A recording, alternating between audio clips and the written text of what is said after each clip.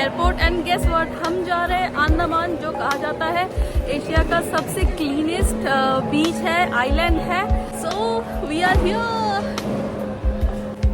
বাবা আমরা কোথায় যাচ্ছি? কোথায় যাচ্ছি? আন্দামান যাচ্ছি। আনন্দ লাগছে? আনন্দ? হ্যাঁ, এখন পর্যন্ত তো লাগছে। আমাদের আনন্দ লাগছে खूब। तो पीछे यहाँ पर डोमेस्टिक लाउंज है। तो बात ये है कि मैं अपना कार्ड लेके खड़ी हूँ। मोस्टली गेट कार्ड पे लाउंज एक्सेस फ्री होता है। तो एक आदमी आया और पूछा मैडम आपका कार्ड दिखाइए, दिखाया और हो गई बेइज्जती। उसने बोला मैडम ये वीआईपी लाउंज है, इकोनॉमी लाउंज बाजू में है। मतलब साला ये समझ में नहीं आता, कहीं भी जाओ लोगों को पता जरूर चल जाता है कि ये गरीब है। बट जो भी हो, इकोनॉमी में भी फूड इज एक्सीलेंट।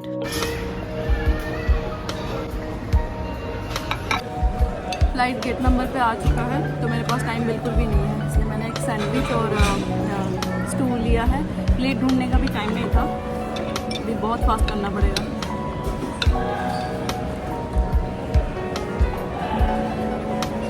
बहुत हड़बड़ी में मैंने खाना ख़त्म किया। अभी मुझे जाना है क्योंकि ऑलमोस्ट सबका चेक इन हो चुका है, वो लोग शायद निकल भी गए हैं। Let's go. अरे ये लाउंज एक्सेस लेने का प्लान कल से था, उठे हम बहुत लेट से, कुछ भी नहीं हो पाता है शांति से। इतना हड़बड़ी में खाना खाया जाता है। क्या टेस्टी खाना था यार, वो भी फ्री में। ठीक है चलो कोई बात नहीं, थोड़ा सा तो मैंने टेस्ट किया। কেমন লাগছে? প্রথমবার হচ্ছে ফ্লাইটে চাপে ভয় লাগছে? এসো ভয় লাগছে, ফ্লাইটে চাপবো বলে একটু ভয় লাগছে, প্রথমবার চাপবো। কিছু হবে না, বুঝতেই পারবে না। আমার বউ ফ্লাইটে চাপার জন্য অস্থির আমাকে। চলো কিছু হবে না, কিছু বুঝতেও পারবে না। तो जब भी मैं ट्रिप प्लान करती हूँ, आइटिनरी बहुत रिसर्च करके करती हूँ। हर दिन का पैक्ड, प्रोडक्टिव, एंजॉयबल शेड्यूल होता है।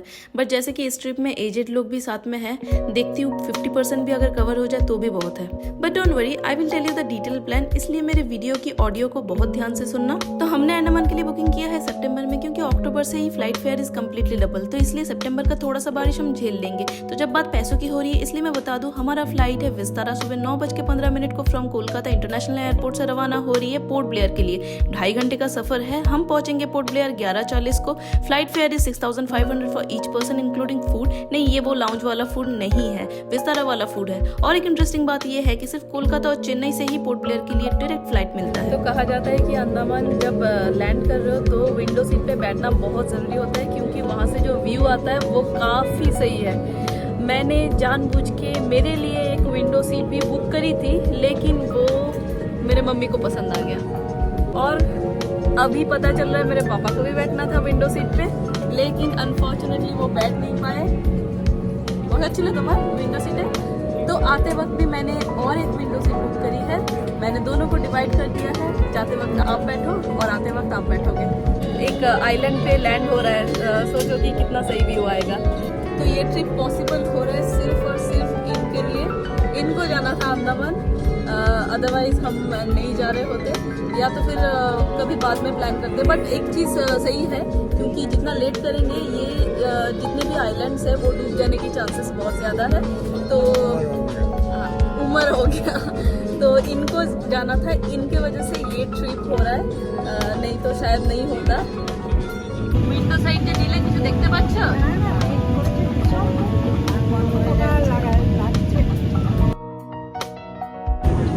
अपना कोई भी कीमती वक्त जाया नहीं करने का।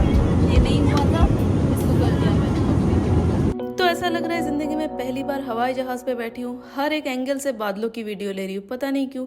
लेकिन रुको, क्लाइमेक्स अभी बाकी है मेरे दोस्त। वो जो दूर से कुछ दिख रही है वो है अपना आइलैंड। क्यों कहते हैं इसे सबसे खूबसूरत नजारा, धीरे धीरे पता चलेगा। So when you are booking your tickets, make sure you are booking left side window seat. And now see the magic.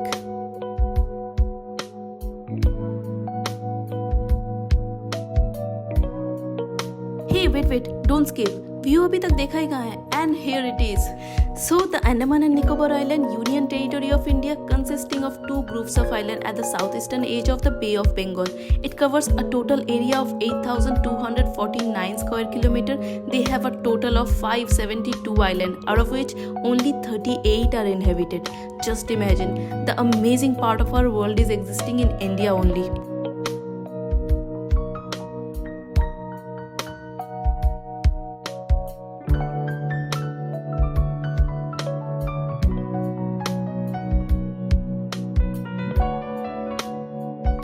अभी हम लैंड होने जा रहे हैं पोर्ट ब्लेयर पे। डायरेक्ट हम क्रिस्टल क्लियर ब्लू वाटर से कीचड़ों वाली ब्राउन वाटर पे आ गए। Welcome to Port Blair yet Shri Vijayapuram.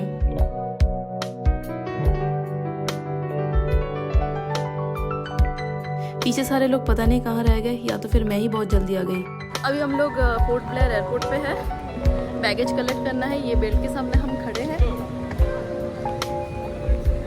ये सब मैनग्रोव स्कूबा डाइविंग का पोस्टर देख के ही मन में हलचल सी मच रही है। I am so excited. और ये मैंडेटरी वीडियो है, मेरे हर एक ब्लॉग में रहता है कि एयरपोर्ट का बाहर दिखता कैसा है। पहुंचेगा शाम ना मतलब।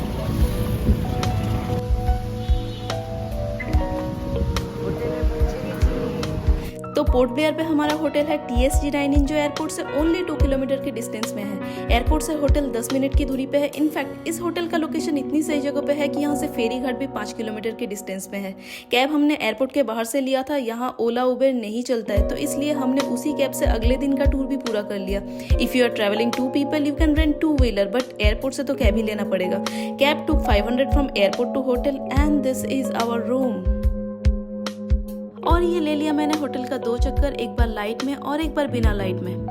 और मेरे थके हरे क्रांतिकारी यहीं पर बैठ के आराम कर रहे हैं। तो डे 1 को पूरी तरह से यूटिलाइज करने के लिए मैंने जानबूझ के मॉर्निंग वाला फ्लाइट लिया था।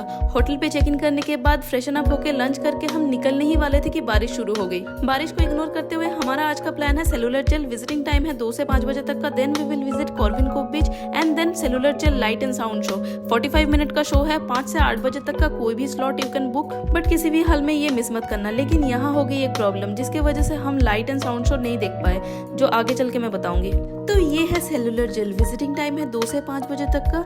एंट्री फी है 30 रुपीज। टिकट तुमको काउंटर से ही मिल जाएगा। तुम यहाँ पर गाइड भी ले सकते हो, वो लोग तुमको हिस्ट्री डिटेल्स में बताते हैं, जिससे चीजें समझने में आसानी होती है। और ये एक छोटा सा रेप्लिका है पूरे एरिया का। तो चलो सेल के अंदर जाके देखते हैं कैसे रखा जाता था हमारे फ्रीडम फाइटर्स को। तो सेल सारे इनफैक्ट द एंटायर जेल ब्यूस कलर ब्रिक से बना है, no cement coating on it. ये सॉलिटरी कन्फाइनमेंट है, मतलब एक सेल में एक से ज्यादा लोग नहीं रखा जाता था। सेल के अंदर कोई लाइट नहीं होता था, शाम होते ही अंधेरा हो जाता है। वॉल्स इतने वाइड है कि आजकल इतने स्ट्रॉन्ग कंस्ट्रक्शन दिखता ही नहीं है। ऊपर एक छोटा सा विंडो और खाने के लिए लोहे की एक प्लेट, बस इसी के साथ रहना पड़ता था। इसका लॉक बाहर से ऐसे पोजीशन में है कि तुम्हारे पास चाबी भी हो तो भी तुम इसे खोल के भाग नहीं सकते, क्योंकि तुम्हारा हाथ ही नहीं पहुंचेगा वहां तक। मतलब सोचो, हमारे देश में आके हमारे देश में ही कब्जा करने के लिए हमारे ही फ्रीडम फाइटर्स को टॉर्चर करने के कितने सारे दिमाग लगाए इन लोगों ने। So the cellular jail also known as Kala Pani, क्योंकि यहाँ से अगर कोई भाग भी गया तो इस आइलैंड से निकलना मुश्किल ही नहीं, नामुमकिन था। सो द काला पानी was a British colonial prison in the Andaman and Nicobar island. Prison complex built between 1896 and 96. In total, there were 698 cells. It built in the shape of a gigantic starfish with 7 massive tentacles like wings fanning out from a central watchtower. The cellular jail housed 7 3-story wings, from which only 3 remains and 4 other destroyed due to earthquake or many other natural disaster. So right now I'm at watchtower, जिसके पीछे समुद्र की खूबसूरती और काले बादल की collaboration एक अलग ही व्यू क्रिएट कर रही है। तो ये जो ब्लू एस्बेस्टस में बिल्डिंग दिख रहा है, ये हॉस्पिटल है। पीछे के 4 विंग्स डिस्ट्रॉय होने के बाद ये हॉस्पिटल बनाया गया है, और अभी रह गए सिर्फ 3 विंग्स, जैसे कि मैंने पहले ही कहा।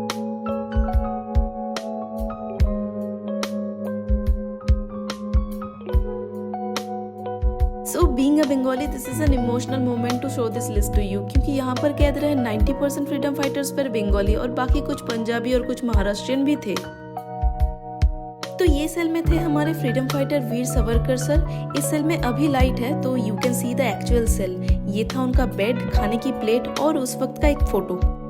और ये मशाल 24 आवर्स जलती है to dedicate our super hero, our freedom fighters. So तुम्हारा टूर प्लान इजी हो, इसलिए मैं इस व्लॉग पे कंप्लीट आइटिनरी बताऊंगी। कुछ प्लेसेस तो मुझसे भी मिस हुई है, प्री प्लान आइटिनरी के हिसाब से तो नहीं हो पाया है, तो इसलिए मेरी ऑडियो को बहुत ध्यान से सुनना। अभी हम जा रहे हैं कॉर्विन कोव बीच पर। ये एक आई सूदिंग पीसफुल बीच है।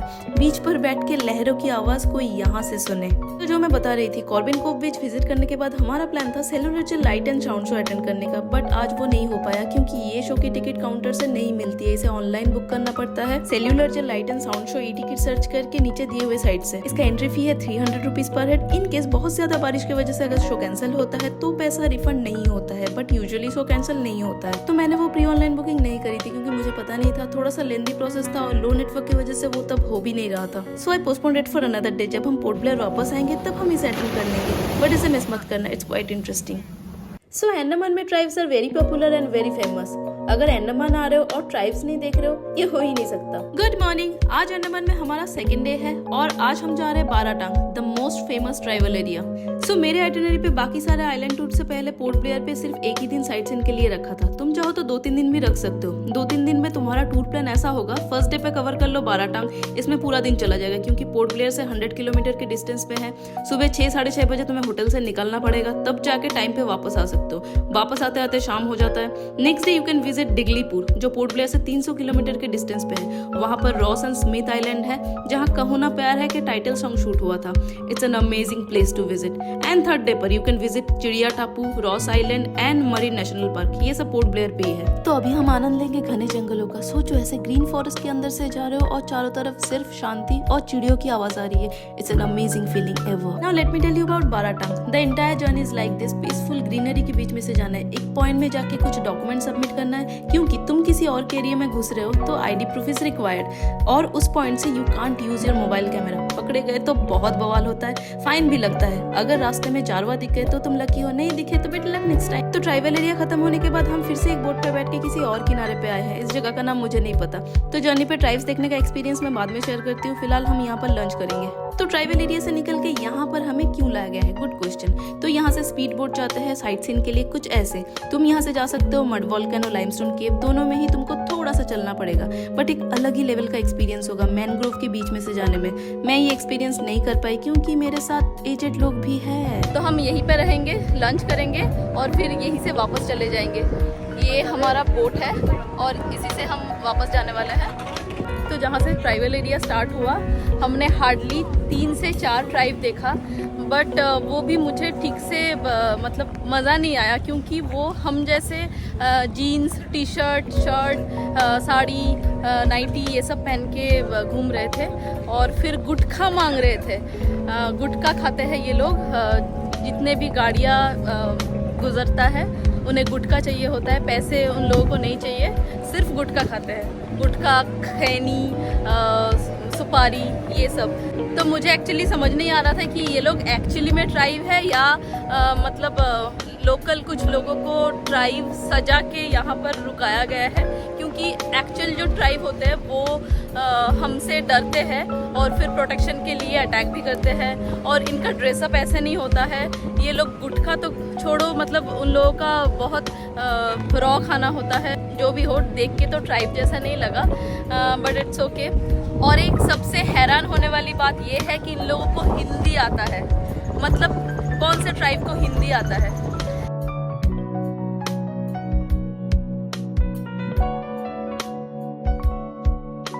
तो अभी हम जा रहे हैं वापस ट्राइबल एरिया एंड पॉइंट पे और उसी रास्ते से हमें लौटना है। और ये एक ऐसा बोट है जिसमें सिर्फ इंसान नहीं, बस, ट्रक सब जाते हैं और इसका भाड़ा है सिर्फ 15 रुपीज। है ना क्यूट? तो टाइम को यूटिलाइज करना था, इसलिए हमने आपस में बातें करना शुरू कर दिया। बट मजे की बात यह है, हम जब वापस आ रहे थे उसी रास्ते से एक भी ट्राइब वहाँ पर नहीं था। ऐसा लग रहा था कि उन लोगों को पैसे देके बिठाया गया है कि तुम लोगों का ड्यूटी है 9 से 11 बजे का, वहाँ पर बैठो और लोगों को एंटरटेन करो। एक और लीस्ट इंपॉर्टेंट बात शेयर करनी थी। मैं अब तक बहुत बार बहुत सारे बीच घूम चुकी हूँ, लेकिन अंडमान जैसा नारियल पानी कहीं भी नहीं मिला।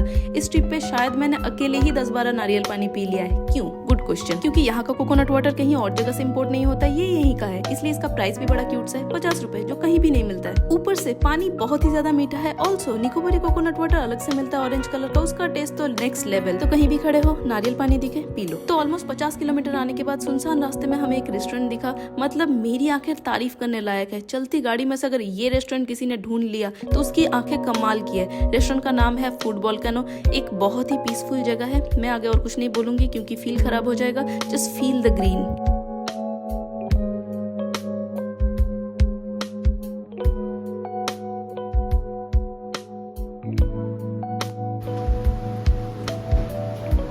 तेरा मेरा तो एज यूजुअल है बिरयानी। हमारे लिए प्लेन रोटी ले लो और मिक्स वेज या नहीं, दाल फ्राई सही है। रोटी दाल फ्राई और मेरे लिए चिकन बिरयानी। परफेक्ट। सोच रहे हो बाकी लोग किधर है? किसी को नहीं खाना है। भूख हमेशा मुझे ही लगती है। हंग्री पैंडा जो हूँ, अग्निवेश को बोला था मेरी बैग और पापा दोनों को लाने के लिए, तब तक मैं ग्रीनरी एंजॉय करती हूँ। और ये आ गई मेरी पहाड़ों वाली बिरयानी विद मसाला ऑनियन। यहाँ रायता नहीं मिलता है। Now let's talk about today's cab fair. कल की एयरपोर्ट वाली कैब से ही आज का ट्रिप कंप्लीट किया है। आज के पूरे दिन के ट्रिप में था बाराटांग, वहां से mud volcano, limestone cave, then return to Port Blair and then zonal anthropological museum which is related to tribal history. तो ये सब मिला के बात हुई थी 5500 का। नाउ जो भी प्लेसेस हमने मिस किया है that is our loss. So this is the museum. चलो अंदर चल के देखते हैं। यहाँ की एंट्री फी है 10 rupees per person. Tribal history देखने और जानने के लिए ये बहुत ही सही प्लेस है।